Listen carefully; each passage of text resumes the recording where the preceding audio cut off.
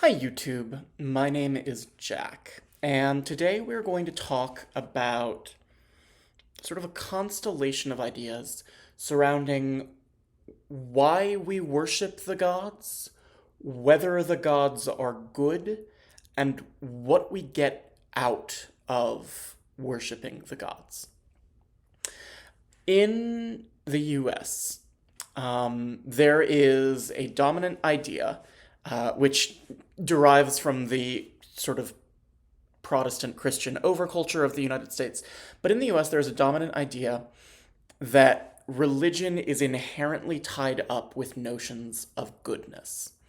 That the reason you are religious is, at least in part, because your religion teaches you how to be morally good, and that the object of your religion, whatever god or gods you're worshiping, is held up as a paragon of moral goodness.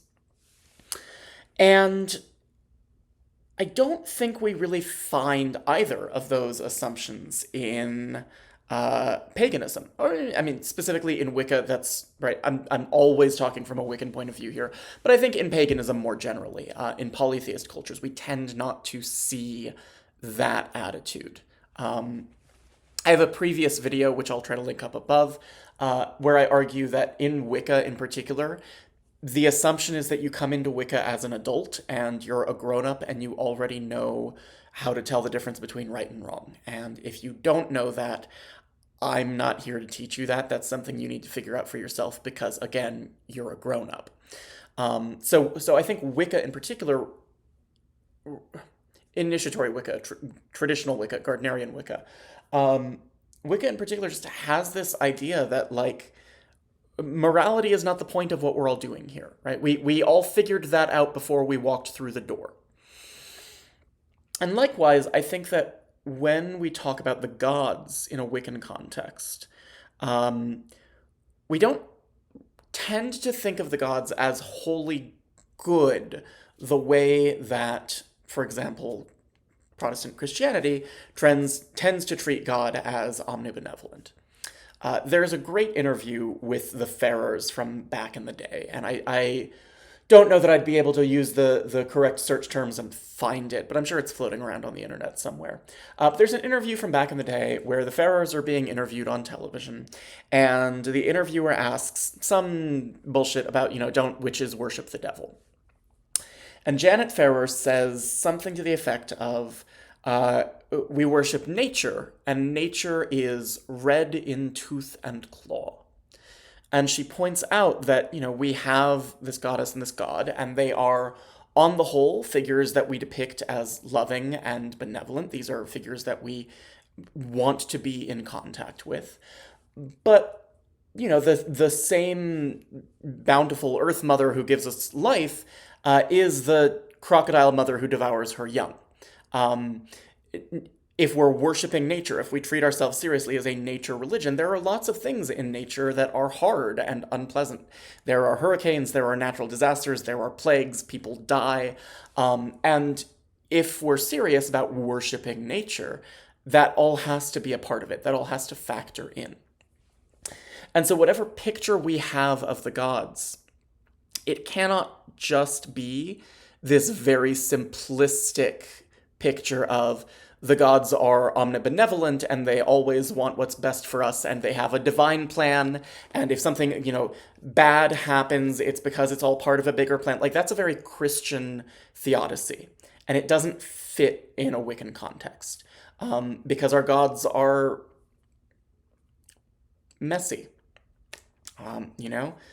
Like, I think it's easier to see this with the horned god because he is, among other things, a god of death.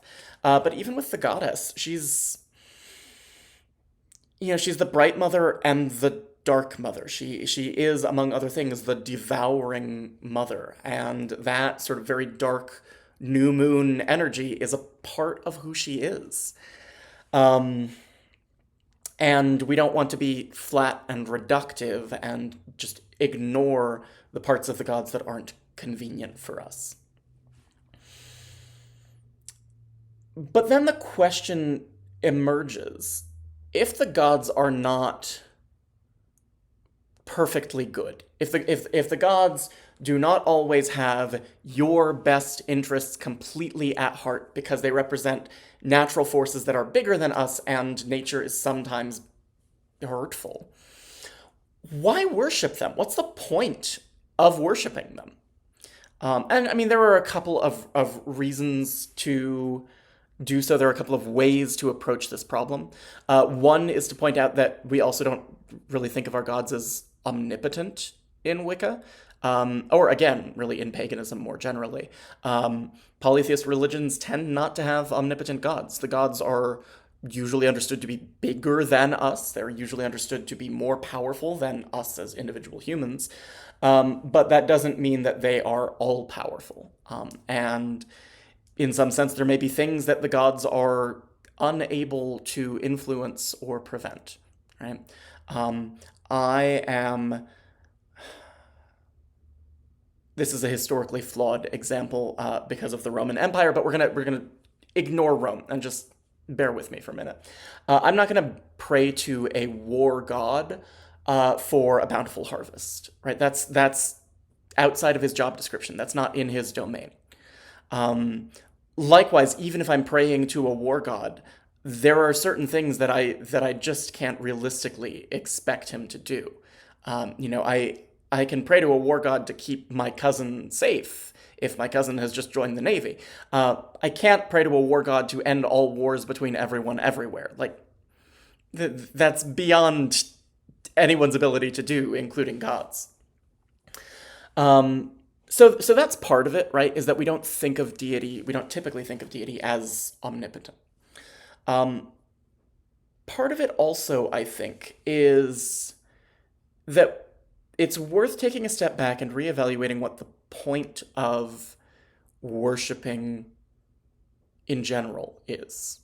Again, we have this very sort of dominant, broadly Christian idea that the point of worshiping a god or gods is that they are good and that they are noble and virtuous and therefore worthy of your worship.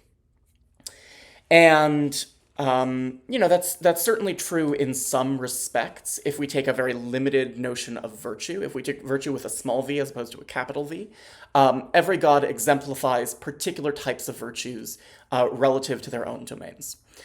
So the gods of war are going to exemplify virtues of, courage in battle and so on. And the gods of love are going to exemplify virtues of love and connection, and the gods of farming are going to exemplify virtues of bounty and abundance, and so on. But these things aren't all commensurable, and they don't always go together. There are times where they can conflict.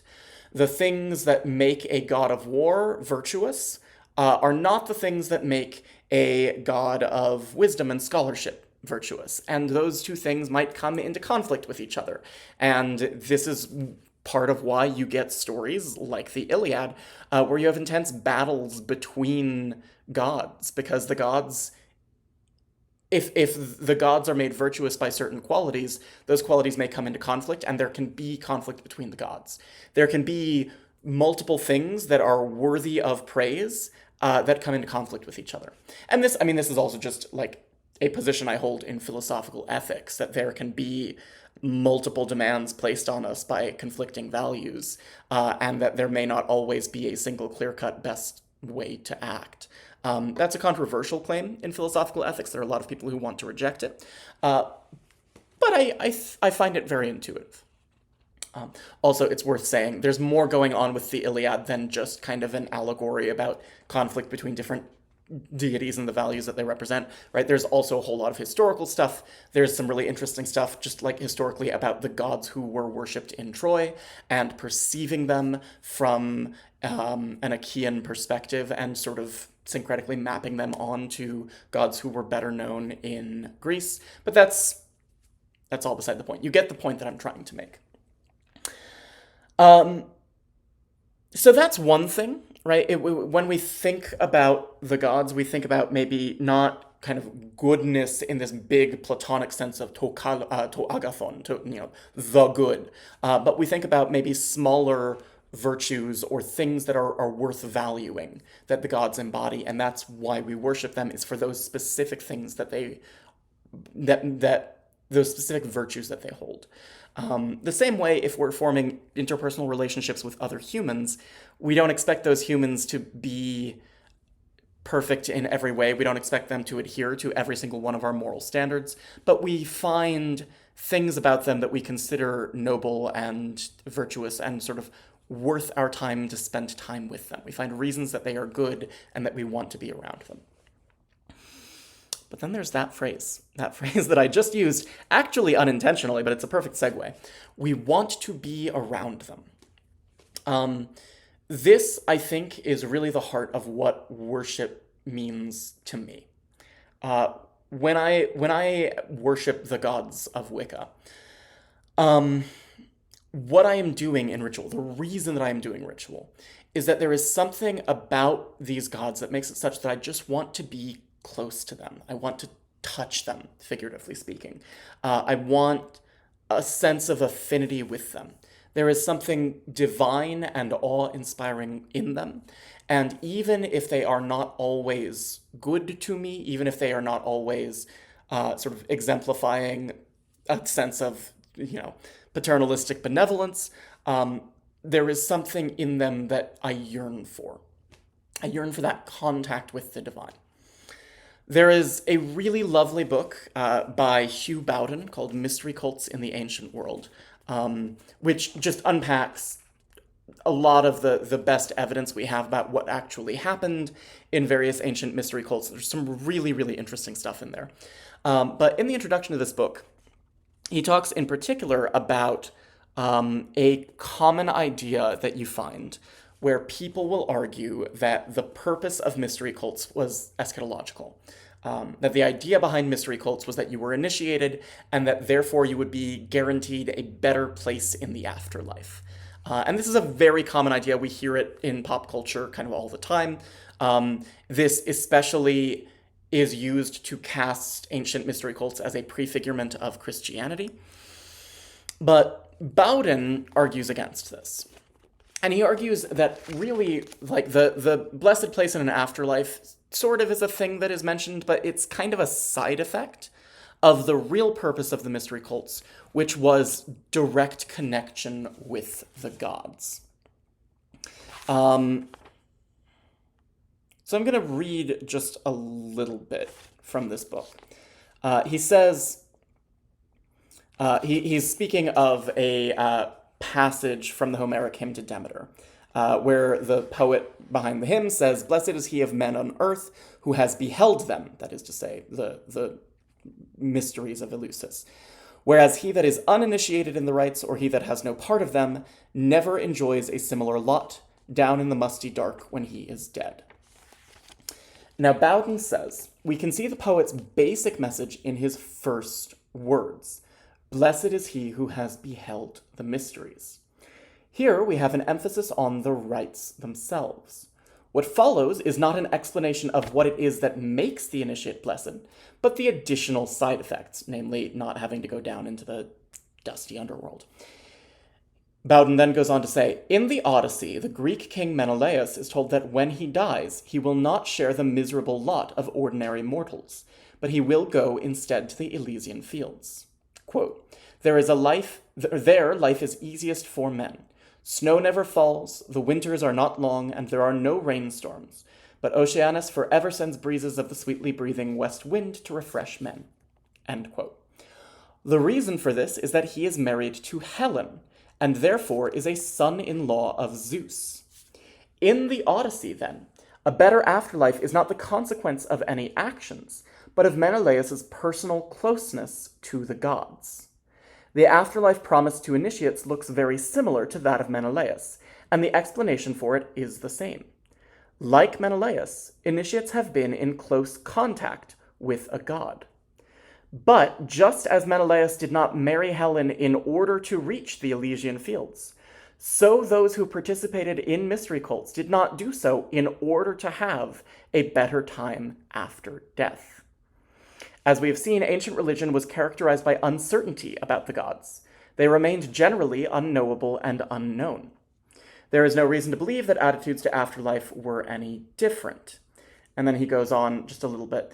But he basically says, sort of wrapping up that quote, because I don't like to spend too much time reading out loud in these videos, his point is that the purpose of the mystery cults, his argument is that the purpose of the mystery cults was for people to be close to the gods. And then there are other benefits that are downstream from having been in close contact with the gods, but that the purpose of the cults themselves was a direct ecstatic connection with the gods. And that feels very similar to why I worship the gods of Wicca.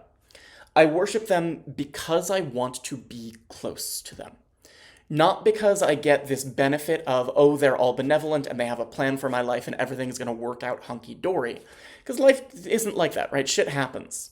But I worship the gods because when I see them and when I experience them, there is something about them that just draws me in. And I want to be closer to them.